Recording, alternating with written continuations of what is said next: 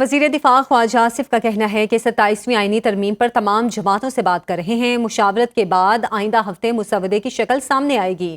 اس وقت آئینی ترمیم پر کیا بحث ہو رہی ہے اس پر بات نہیں کروں گا۔ آرٹیکل 243 کے حوالے سے اظہار رائے بلاول بھٹو کا حق ہے۔ افغانستان کو مذاکرات پر دانشمندی سے کام لینا چاہیے۔ ہمارا مطالبہ وہی ہے، افغان سرزمین پاکستان کے خلاف استعمال نہ ہو۔ ہم اس کے متعلق کوئی بات نہیں کر سکتے کہ اعتراضات کیا ہیں، کیا بحث ہو رہی ہے۔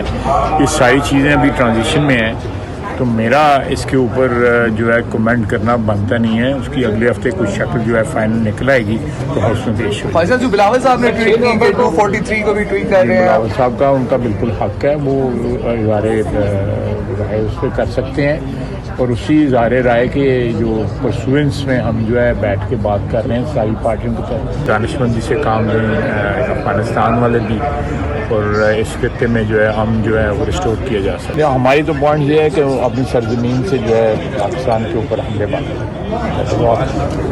پورے ملک میں ہلچل ہے کہ وفاق صوبوں پر حملہ آور ہو رہا ہے۔ Chairman P T I barrister Gohar کا قومی اسمبلی میں اظہار خیال، کہتے ہیں موجودہ حکومت نے 16 سیٹوں کے ساتھ یہ حکومت سنبھالی۔ آئین میں ترمیم کرنا ایک سنجیدہ معاملہ ہے۔ بھارت کے آئین میں اب تک 106 ترامیم ہوئی ہیں۔ 18ویں ترمیم متفقہ طور پر منظور کی گئی جس پر لوگوں نے خوشیاں منائی۔ 26ویں ترمیم میں 4 شقوں پر شدید اعتراض ہے۔ طوفان برپا ہونے والا ہے اور وفاق صوبوں پہ اس مرتبہ حملہ آور ہونے لگا ہے۔ اس حکومت کو تو شکر کرنی چاہیے تھی جب 16 سیٹوں کے ساتھ آ کر کے انہوں نے پوری حکومت سنبھالی۔ 26ویں ترمیم میں جس وقت آپ آئیں، آپ 56 امینڈمنٹ کے ساتھ آئیں، 56 کو ریڈیوس کر کے 25 امینڈمنٹس پہ آپ آئیں۔ ان میں 4 آرٹیکل پہ ہمیں شدید اختلاف تھا۔ جب 18ویں ترمیم ہوئی کنسنسس کے ساتھ، یونٹی کے ساتھ، پورے قوم کے ساتھ، سارے ادارے آپ نے ڈیوالو کر لیے ہیں سارے اکائیوں پہ، اس کو پورے دنیا نے مانا، پارلیمان نے مانا، اس پہ لوگوں نے سیلیبریٹ کیا۔ 27ویں ترمیم اس ایوان کے روح کے منافی ہے، آئین کے روح کے منافی ہے۔ حکومت ہوش کے ناخن لے، اس سٹیج پہ قوم کو مزید ڈیوائیڈ نہ کرے، کوئی ایسے ترمیم نہ لے کے آئے جس سے عدلیہ مزید داؤ پہ لگ جائے۔ آلریڈی ڈیموکریسی بڑی فریجل ہے، آپ کے عدلیہ پہ عوام کا کوئی اعتماد نہیں رہا۔ جمعیت علماء اسلام کے مرکزی رہنما سینیٹر کامران مرتضیٰ کا کہنا ہے کہ 27ویں آئینی ترمیم بآسانی پارلیمنٹ سے منظور ہو جائے گی، لیکن جمعیت علماء اسلام اجلت میں ہونے والی اس ترمیم کے حق میں ووٹ نہیں دے گی۔ حکومت تمام جماعتوں کو اعتماد میں لینے کی بات کر رہی ہے، لیکن ابھی تک ترمیم کا مسودہ بھی سامنے نہیں لایا گیا۔ جلد بازی میں کی گئی قانون سازی نقصان دہ بھی ثابت ہو سکتی ہے۔ وہ بیورو چیف سنو نیوز اسلام آباد کامران خان سے خصوصی گفتگو کر رہے تھے۔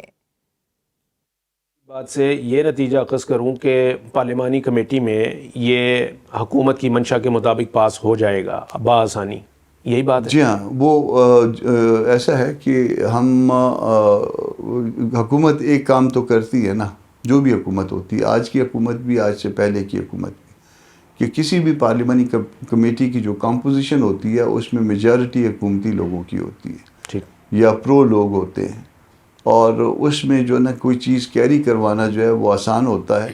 گورنمنٹ کے پاس شاید نمبر پورے ہیں، اور بعض اوقات جو ہے وہ آپ کی طاقت آپ کی کمزوری ہوتی ہے۔ میں سمجھتا ہوں کہ گورنمنٹ کی یہ طاقت جو ہے ان کی کمزوری ہے، اور یہ الٹیمیٹلی یہ طاقت ہی ان کے گلے پڑے گی۔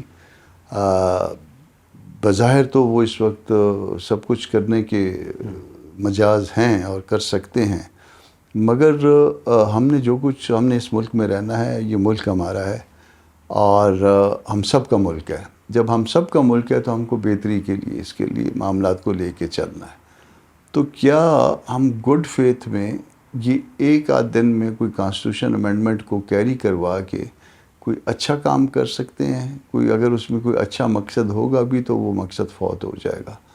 بہت بہتر ہوتا کہ اس کو پبلک کر دیتے، بہت بہتر ہوتا کہ لیگل فرٹینٹی سے اس کی انپٹ لیتے، بہت بہتر ہوتا کہ اس کے اوپر کمیٹی بنا کے اور اس کو جو ہے نا مہینوں تک جو ہے اس کو اس سے جو ہے نا ڈیبیٹ ہوتی۔ پارلیمنٹ میں 27ویں آئینی ترمیم کے لیے حکمران اتحاد کو 2/3 اکثریت حاصل۔ قومی اسمبلی میں درکار تعداد سے زیادہ ارکان کی حمایت موجود۔ سینٹ میں بھی حکومت کا مطلوبہ ارکان کی حمایت حاصل ہونے کا دعویٰ۔ اس مرتبہ ترمیم JUI کی حمایت کے بغیر بھی منظور کی جا سکتی ہے۔ مزید جانیے اس رپورٹ میں۔